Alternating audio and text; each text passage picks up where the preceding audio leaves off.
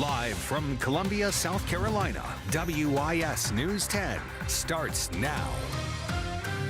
And a good Saturday morning to you all. Thank you so much for joining us. I'm Ashley Jones. And joining me at the desk this morning is our meteorologist, Chandler Jordan. And Chandler, I hear we are in store for a bright and sunny day today. Yeah, you know, we've got ourselves a nice day once we get into the afternoon after dealing with some cloud cover earlier this week. Definitely much deserved, and it'll be really enjoyable, especially once we get into the second half of the day. On our visibility map this morning, we've got a little bit of fog out there right now. You can see where visibilities have been reduced in places like Saluda as well as Columbia. This won't last much longer though, especially once we get closer to 10 and 11 o'clock. Any fog that's out there still will be long gone, and with it our temperatures are really going to start to warm on up. Many of us hanging in the upper 50s and low 60s as you get ready to begin your morning, but we'll have temperatures climb very quickly, especially once we get towards lunchtime and into this afternoon. Lots of sunshine to work with by lunchtime. We're in the mid and upper 70s, low 80s for you by 3 o'clock, in our afternoon high temperature with just a few fair weather clouds out there.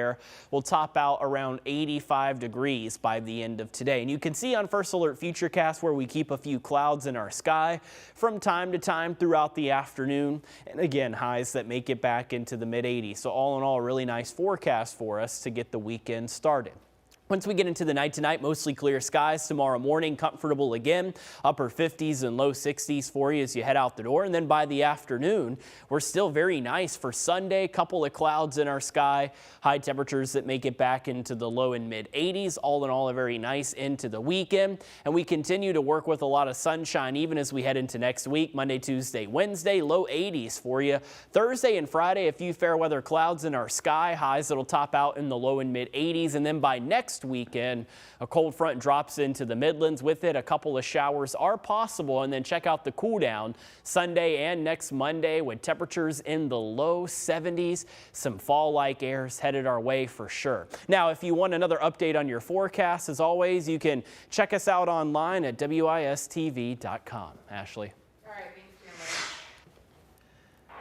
Well, new this morning, the Lexington County coroner announced that a man died from an overdose while in deputy custody this August.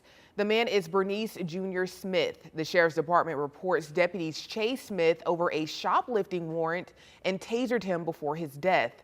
Chief investigative reporter Chris Joseph followed up on the story and has more.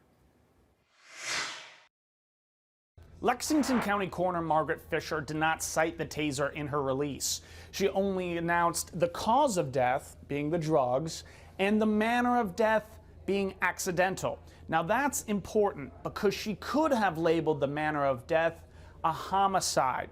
Now this incident transpired at the Walmart in Red Bank. I obtained Lexington County incident reports showing in the last year leading up to his death, Smith may have had a history with and around drugs, but county court records don't show any drug convictions.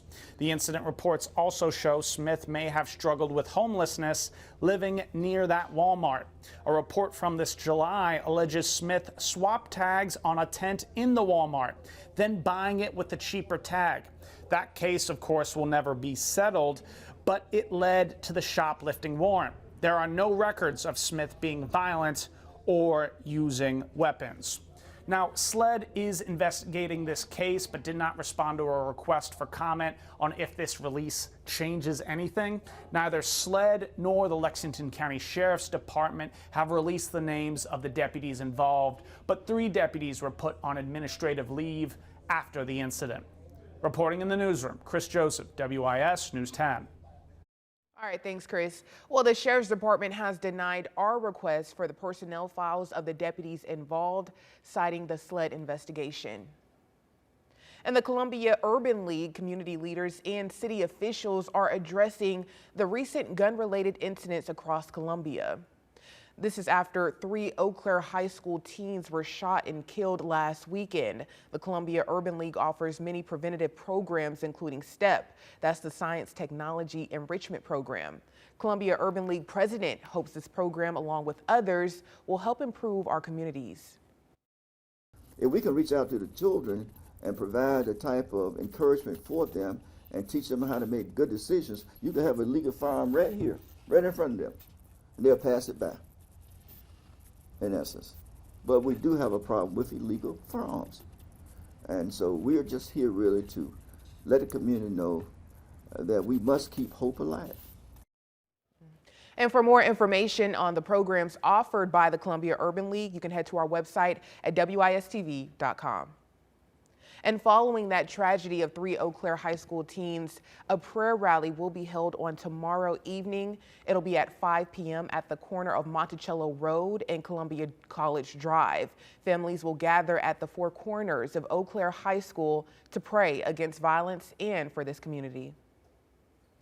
And for the first time, Lexington County deputies have made a charge under Gavin's Law. That's a law that was passed earlier this year to combat sexual extortion.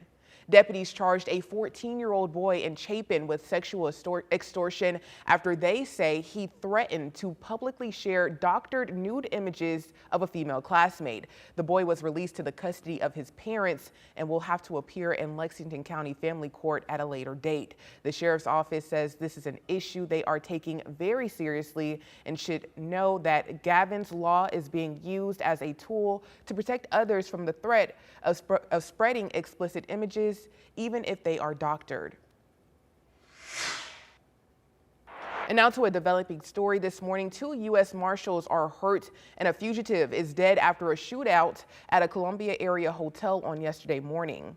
U.S. Marshals say George Curtis from Georgia was wanted on child rape and molestation charges. When federal officials tried to arrest him, they say he shot at them. Our Nick Neville spoke with a hotel guest who was inside when that shootout happened. A fugitive wanted on child rape and molestation charges is dead after a shootout with U.S. Marshals at a Columbia area hotel Friday morning. The U.S. Marshals say 78-year-old George Curtis, who fled the state of Georgia, shot at them as they were trying to arrest him at the extended stay hotel off Lake Murray Boulevard.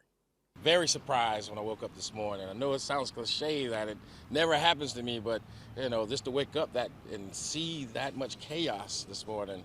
RCSD, Columbia Police, SLED, and the U.S. Marshals all responded to the scene. Court records show Curtis was set to be tried earlier this month on the child molestation charges. But he failed to appear, and a judge issued a bench warrant for his arrest. That search to find him led marshals to this hotel. Ryan Cox, a former prosecutor on the Curtis case, says the outcome didn't surprise him, given the evidence against Curtis. If convicted, he would have likely spent the rest of his life in prison, Cox said.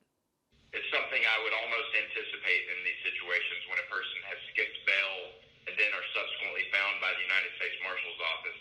U.S. Marshals Service says after shooting at Marshals, Curtis shot himself. One hotel guest describing to me the moment when he saw deputies outside his window with guns drawn.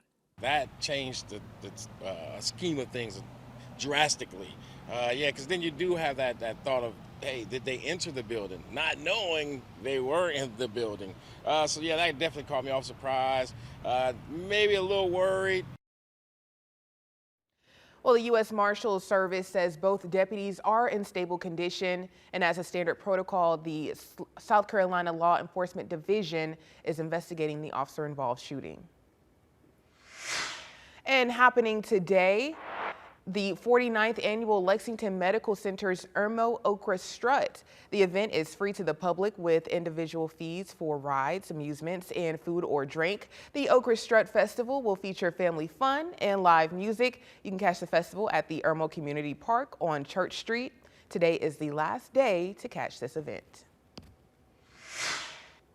And Mayor Daniel Rickeman's Town Hall tour continues this week. Rickeman, along with others, will be at District 4. The meeting will be held this Thursday, October 5th at 6 p.m. at Dreher High School. The event is open to the public and citizens are invited to submit questions in advance. You can do that by visiting that website that's on your screen now. Well, thank you so much for joining us, and we'll catch you back here on Sunday morning.